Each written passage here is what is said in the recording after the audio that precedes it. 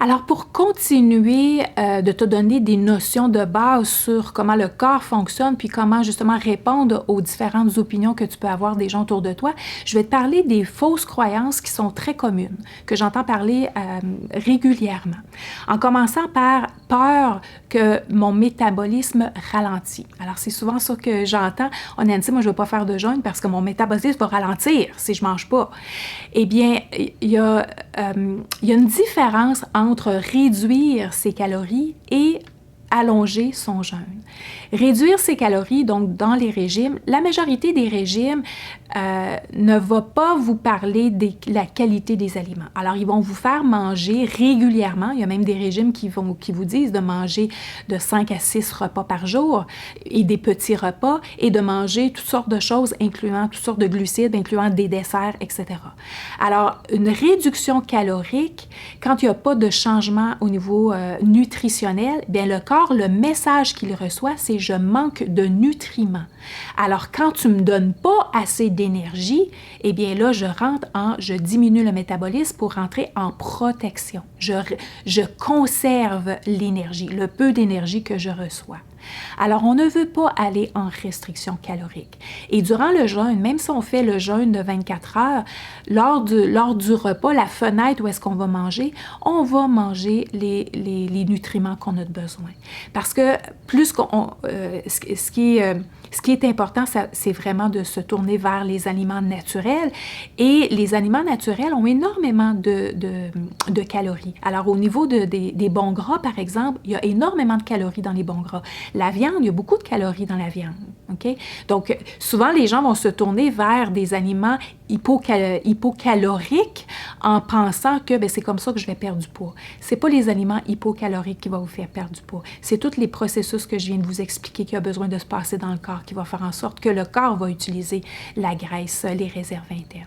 Alors, au contraire, lors du jeûne et lors du métabolisme des graisses, parce que c'est ce qui se passe lors du jeûne, eh bien, il y a une libération d'adrénaline qui va faire en sorte que le métabolisme va augmenter. Alors, les études ont démontré qu'il n'y a pas de baisse de métabolisme au niveau du jeûne. Au contraire, il y a une augmentation du métabolisme. Peur de perdre la masse musculaire. Ah oui, tu vas perdre des muscles si tu fais du jeûne. Eh bien, les études ont démontré qu'il n'y avait aucune dégradation de muscles durant le jeûne. Et en fait, pour avoir une dégradation de muscles, on a besoin d'avoir une masse corporelle, donc une graisse corporelle de moins de 4%. Et juste pour te donner, pour relativer, les marathoniennes, ils ont une masse normalement, une graisse corporelle de 8%. Alors, on peut s'entendre qu'on a pas mal plus que 8%. Alors, pour la majorité d'entre nous, il n'y a aucun danger. Il n'y aura pas de problématique de perdre nos muscles. Ce qui cause l'atrophie musculaire, c'est le fait qu'on ne les utilise plus ou on les utilise moins. Donc, comme j'ai expliqué au niveau de la capsule de la ménopause, si on utilise moins les bras, on utilise plus les jambes parce qu'on continue à marcher et puis on monte les escaliers, tout ça. On utilise beaucoup plus les muscles des jambes, on utilise peut-être moins les muscles des bras. Alors, c'est à ce moment-là on veut voir de l'atrophie, mais pas causée par le jeûne. Et au contraire, le jeûne stimule l'hormone de croissance et l'hormone de croissance stimule le développement musculaire. Certaines personnes vont dire que tu peux y avoir un déséquilibre électrolyte. Donc, parce qu'on ne mange pas, justement, puis on a besoin de vitamines et minéraux. Notre corps a besoin de vitamines et minéraux. En fait, les études ont démontré qu'à travers le jeûne, il n'y a aucune détection de déséquilibre électrolytique. En fait, le corps sait exactement qu'est-ce qu'il a besoin de faire pour retenir ce qu'il a besoin. Parce qu'en fait, les vitamines et minéraux, ce qui n'est pas utilisé dans le corps, va tout simplement être éliminé. Okay, éliminé par l'urine. Mais au moment où est-ce qu'on est en période de jeûne, bien, le corps va tout simplement retenir un peu plus de ces minéraux. Maintenant, pour certaines personnes qui font des jeûnes prolongés, on va suggérer de prendre des multivitamines pour s'assurer de ne pas être en carence. Mais dans des jeûnes intermittents et des jeûnes courts comme j'ai présenté, il n'y a pas de problématique au niveau électrolyte.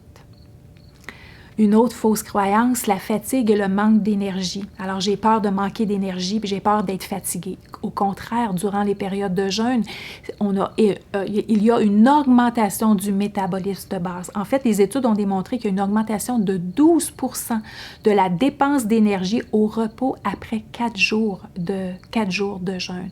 Et justement, à cause des métabolismes qui rentrent en ligne de compte, là, qui s'activent durant les périodes de jeûne, ça libère de l'adrénaline et ça nous donne de l'énergie. Le jeûne provoque de l'hypoglycémie. En fait, pour les personnes qui ne souffrent pas de diabète, il y a un contrôle naturel qui se fait au niveau de la glycémie. Alors, le corps va s'adapter tout simplement. Et il faut prendre en considération aussi que lors du métabolisme des graisses, il y a production de glucose. Alors, le corps va avoir exactement le montant de glucose qu'il a besoin. Il faut prendre en considération que le corps, il est intelligent. Okay? Beaucoup plus intelligent que notre mental. Alors, on veut tout simplement laisser le corps faire ce qu'il a à faire et il n'y a aucune problématique. Si tu as un doute, eh bien, tu peux tout simplement l'apprendre ta glycémie, juste pour te prouver. Il faut faire attention entre la distinction de certaines personnes vont dire ça, mais moi, je fais de l'hypo. Eh bien, la question que j'ai à poser, c'est est-ce que c'est parce que tu as un symptôme qui est pour toi, ça signifie que tu fais de l'hypo ou c'est parce que tu l'as mesuré? Est-ce que tu as vraiment mesuré ta glycémie? Si oui, bien peut-être que tu as une problématique, je te conseillerais d'aller voir ton médecin. Mais la plupart du temps, on va confondre peut-être un mal de tête ou un manque d'énergie comme tel le corps a besoin d'un repos. Il n'a pas nécessairement de besoin de manger, mais tout simplement d'avoir un repos mental. Alors, si on s'est concentré à faire une tâche qui demandait énormément de nos facultés cognitives, notre mémoire, et puis on avait besoin vraiment de rester concentré, eh bien, c'est possible que cette baisse d'énergie, c'est un message pour dire, bien, va te reposer un petit peu. Va marcher, va prendre l'air, va respirer, va faire autre chose, tu y reviendras après. Alors, on a tendance à confondre certains symptômes, même un mal de tête. Alors, un mal de tête n'est pas nécessairement associé à une baisse de glycémie.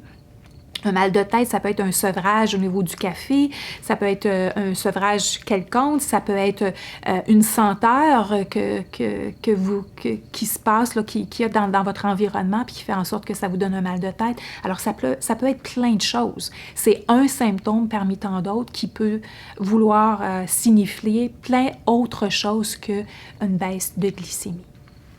Alors, encore une fois, au niveau du cerveau, le cerveau a besoin de glucose. Alors, on veut prendre en considération que le corps va envoyer le montant de glucose que le cerveau a besoin.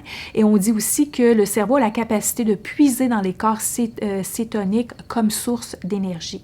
En fait, les corps cétoniques peuvent fournir jusqu'à 75% des besoins énergétiques du cerveau. Alors, aucun problème par rapport à ça. Certaines personnes vont avoir peur de trop manger ou d'avoir une boulimie après avoir jeûné. Il peut y avoir, dépendamment, il peut y avoir une augmentation de notre apport. Oui, absolument, il peut y avoir ça.